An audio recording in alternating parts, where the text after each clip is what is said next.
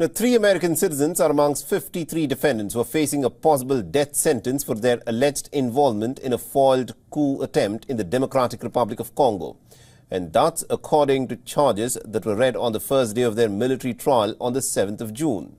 As many as about 53 people, including several Americans, were present at a military court in the capital of Kinshasa for the opening of a trial in which they are accused of involvement in what the army says was a thwarted coup attempt last month. The armed men attacked the home of the economy minister, Vital Kimame, in the early hours of the 19th of May before moving on to the nearby palace that housed the president Felix Tshisekedi's office.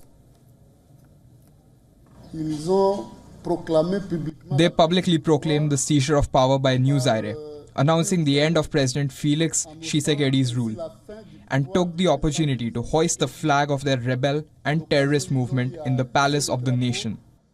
He informs them that these acts are punishable by death.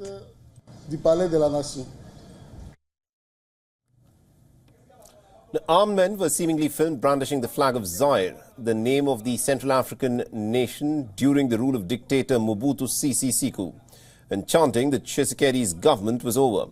The army later announced on national television that security forces had stopped an attempted coup d'etat.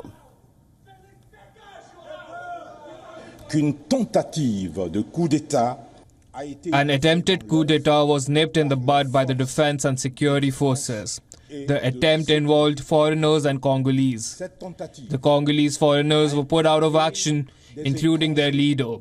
The armed forces of the Democratic Republic of Congo are asking the population to go about their businesses freely and peacefully. The defense and security forces are in full control of the situation.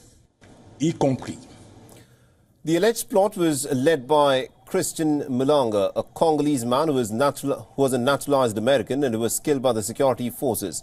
His son, who also is an American citizen, was one of the 3 Americans who is now facing trial.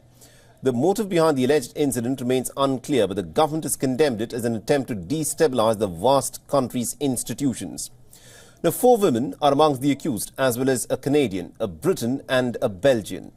The trial began after a United Nations human rights chief, Volker Turk, paid a visit to DRC's president where he raised concerns by the decision of authorities in the country to reinstate the death penalty. For all the latest news, download the WION app and subscribe to our YouTube channel.